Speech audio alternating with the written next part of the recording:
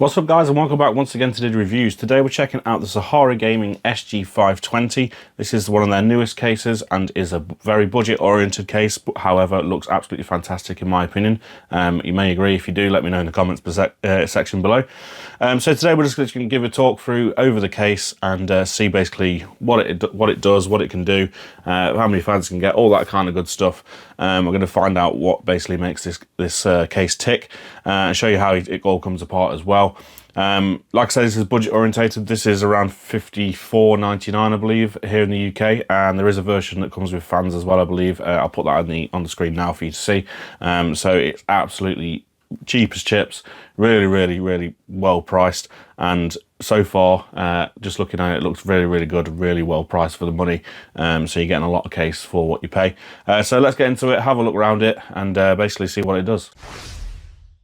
Right, so first of all, let's start at the front where we always do. As you can see, this case is a black and white contrast case. I really like this design. I don't see many, if any, of these. I don't remember a time I saw one that was black and white.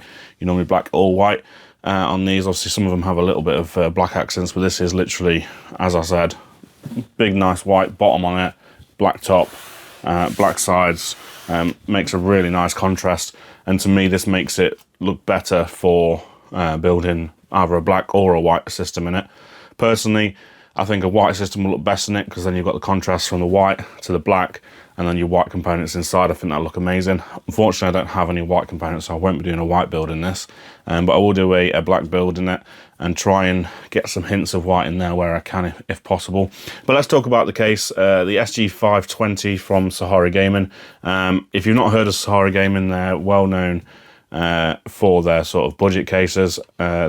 Pretty much everything they do is ridiculously well priced, from the fans to the cases, obviously.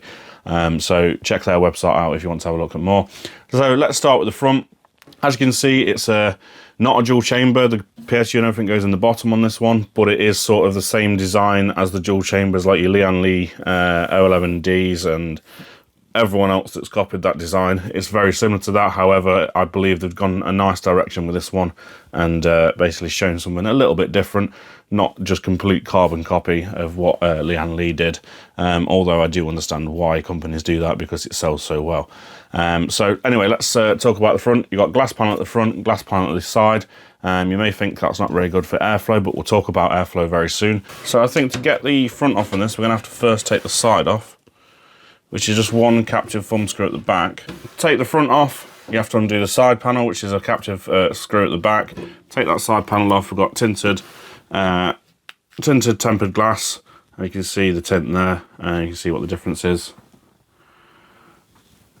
Not a massive tint, but there's a little slight tint on that. And then once we've got that off, we should be able to get this front glass off, I think. So to get the front panel off, there's two screws. There's one at the top here and one down the bottom here. They come out, and then you can take this whole piece of glass off. It's got the sort of black trim around it, and again, obviously it's tinted the same as the side panel. Has no vertical bar here, so it's kind of almost seamless glass, but obviously I've got the edge of the glass is going to show. So that's the front off, which is absolutely lovely to see, because obviously now you can see we've got so much room to get in and get around our components and things like that. So it's going to make building in this case very easy. So that's the sort of front bit talking about. There's no I/O on the front, it's all on the top, which we'll show you in a second. There's no fan mounts on the front, it's all on the sides and the bottom and the top. So we'll carry on and we'll have a look at the I/O on the top of the case. So just spin this over. So this is all labelled as well, which I like to see. You've got power button down here, reset button here, USB 2 of those, type A's, separate headphone and microphone, and you've also got a USB 3 type A, and you've got an LED button.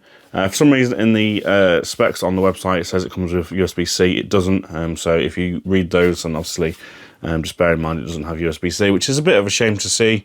They don't have that on this case, but as I said, it is very well priced. It's very budget oriented, so it's hard to complain. And then at the top here we have a magnetic dust filter which just magnetizes on there, which makes it look a bit tidier. And then let's talk about, whilst we're here, let's talk about fan support. So you can get up to 360mm AIO or 320mm fans on the top. And there is space in there for 140s, but you'll only get 2 up here if you want to put 140s there. So that's the top panel, and IIO pretty much covered. There's not really much more to say there. Plenty of ventilation up the top there, so it shouldn't be an issue for cooling. Let's pick it back up. This is a very light case. It's just made out of pressed steel, but that's not an issue at all. In terms of rigidity, it's very, very sturdy. No issues whatsoever there. So let's get on to the main guts of the case. So this is the obviously ATX motherboard tray. It is just up to ATX, no bigger. Comes with some of the standoffs installed, but missing 3. Why they've done that, I don't know, to be honest with you. However, up to ATX motherboard, it won't do eATX unless you want it to hang over this way. You may squeeze one in, I don't know, but it's not officially supported. So you've got motherboard tray there. As you can see at the back here, we've also got fan mounting, which is up to 3 120mm fans on the side here for your intake, or you could use it for exhaust as well, because we'll talk about the rest of the fan capabilities in a minute, which you can see is a perforated back panel here as well to allow air through. Not the most porous sort of setup, so you may get a little bit of turbulence through there, but I can't see it being too much of an issue. We'll obviously test thermals in the upcoming build video that we'll do in this case, so that's that. Other than that, we also have, let me just tilt the case for you. So the case basically online, it states that you can get up to 10 fans in here. And if you look at it, you'd think, how are you getting 10 fans in here? But I'll talk you through that now. 3 120mm at the top, so that's 3. 3 at the side, that's 6. And also you've got 1, 2, and there's a space in here, 3 at the bottom. So you can get 3 intake fans at the bottom. You're definitely using that for intake. 1 down in this little gap here, and then 2 on the PSU shroud here. And then you can also get 1 at the back, so that's your 10. So plenty of fan support here. How much the fans down on this bit will do, I don't know, because obviously they're going to be a PSU underneath them.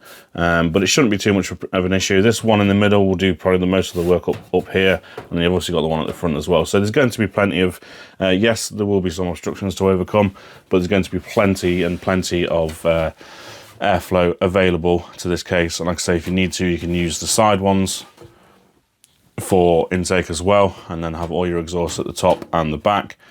So yeah, nice to see. So let's talk about compatibility, coolers, GPUs, everything like that. So the PSU size, if you're talking about air coolers, can be up to 170mm out this way, which is some of the biggest coolers. Some of them do go beyond 180, so obviously bear that in mind if you're looking at this, but you should get most high-end coolers should go in here nicely. But obviously, again, we'll have a look into that, and whether I use an AIO or a air cooler, I'm not sure yet. Probably going to be an AIO in this, but I might do some testing and see which of the coolers I have can fit. So plenty of space there for your CPU coolers. Now, in terms of GPU, you can get up to 425mm, which is, as far as I'm aware, any GPU you throw at this, even 4090s. I don't think any of them are that long. Again, double check before you buy this case. However, I don't think people are going to be putting 4090s in here, just because of it's a budget case. Not saying it's a bad case, but most people, when they're spending that kind of price on a GPU, they're probably going for a much more expensive case. However, if you were to put something in this, you want to save a few quid here and there to be able to afford that 4090, you can fit it in here. It shouldn't have an issue at all. So that's it for the interior and where you can put stuff. As you can see, in terms of cutouts, we've got a couple up here for motherboard connections, a couple down the bottom here for fans and everything else that goes down the bottom of your motherboard, 1 at the front here. You should be able to see that on camera. 1 at the front here to put your GPU cable through. Like I said, there's a fan mount down the bottom in here. There's also, can you see that? You should be able to see that from here. There's also 2 cutouts down on the end of the power supply shroud, so if you need to get cables through that way, there's plenty of room there. They're not rubber grommeted. Again, I will mention it is a budget case, so don't expect all the things you're going to get on a more expensive case, but so far it's still very, very good case for the money, and I'm really liking the look of this. So that's the interior talked about, I believe. I think I've covered everything. So let's spin around to the back.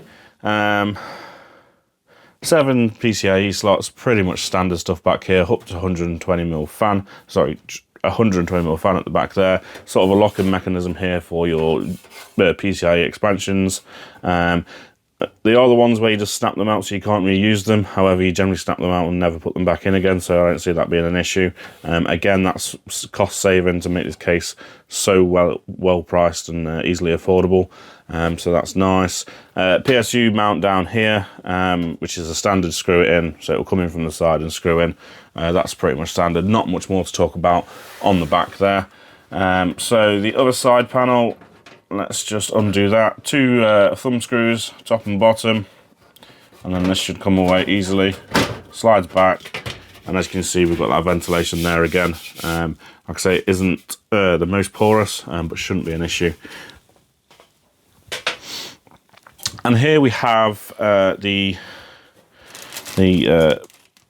back side of it, where we can put all our other bits and bobs. Right, so let's have a talk through this and what we get. Bag of screws here. They even give you long screws. That will be to put on the fans on the bottom of the power supply shroud.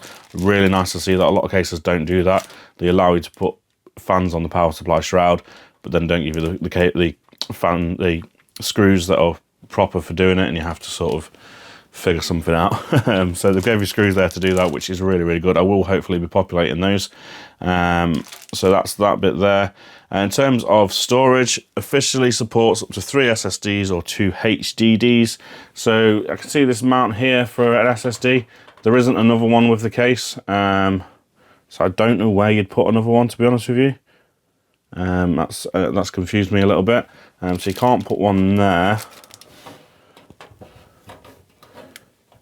You can, however, move that over if you want to. There's another threaded hole there. There's just one screw there to hold that in. It slots in. So you can move that over if needs be. Obviously, you can put like a controller there if needs be as well. So you can also get a hard drive or an SSD down in this bottom here. Hopefully you can see that. There's a little sled under here which is removable, which is 2 screws at the bottom here, so you can remove that tray to put your hard drive in and then slide that back in, and that's again where one of your other fans will go if you need to put a fan down there. Again, if you populate that with a hard drive, you are going to block off airflow to it, but shouldn't be an issue. Most people aren't using hard drives at the moment, however they could be if it's a budget build. So right, let's carry on with the rest of this. So last thing really to talk about back here is power supply. Up to 250mm in length, so again, pretty much any power supply, plenty of room in there. Like I say, there's pass-throughs at the end as well, so if you have got a really long one, you can still get some cables through the end and make your life a little bit easier. And then obviously you've got all your cables down here. There's USB, USB 2, LED RGB switch, so if you've got a controller that uses the button, you can put that into there and you don't sacrifice your reset. And then obviously all your rest of your cables there. Bag of screws, as I mentioned before, with some zip ties in it. In terms of zip ties, you've got quite a few points here around the case for tying cables down. One thing I didn't mention before is you've got 2 big cutouts up at the top here to get your cables through for the top of your motherboard as well. And that's about it really, to be honest with you, talking about what we've got here. So I've had a quick look and I've got an SSD to show you here. You can actually, there's some holes here. So you could actually put an SSD here, so you'd mount it a bit differently. Potentially could put it underneath as well. So if you don't want it showing, you should be able to get a screw through there and into the SSD and stick it under there. So that would be your 3 SSDs, one at the back, one down in that hard drive tray and one here. Right, so there we go, the Sahara SG520 budget case at just $54.99. Again, I put up on the screen how much the one is that comes with fans. It's not much more. I think it's only like an extra £5 or something like that, or maybe an extra £10. Not a lot, and I think you get 3 fans with that one. But again, I put that up on the screen for you. But SG520, if you're looking for a budget build, this is only like $54.99 here in the UK at the moment. So if you get it in the US, it's probably going to be around $60. Europe, 55 euros, something like that. So fantastic case for such a good price. Sahara do this with all their stuff. So if you potentially like the look of this, or you like the look of this but it's not quite for you, check out some of their other cases. They are absolutely brilliant. They do some really nice cases out there, and some more premium ones but still at a very good price as well, like the 480, I can't remember what it's called, something 480. Check that one out. I have a P480. I've done a video of that as well, so if you want that, I'll put that up in the corner for you to have a look at. And also they do fans and stuff like that as well, which are very good. So that's the SG520 build coming very soon. So if you want to see that, don't forget to subscribe, hit that bell icon. Also, if you like this video, please give it a like. If you didn't, please give it a dislike, depending on how you feel on it. And any comments you have, please let me know in the comments section, and I'll get back to you as soon as I can. So thank you to Sahara for sending this, and thank you guys for watching. I hope this video was interesting, and you may be interested in this case. So I'll see you guys soon, and goodbye. Have a great day.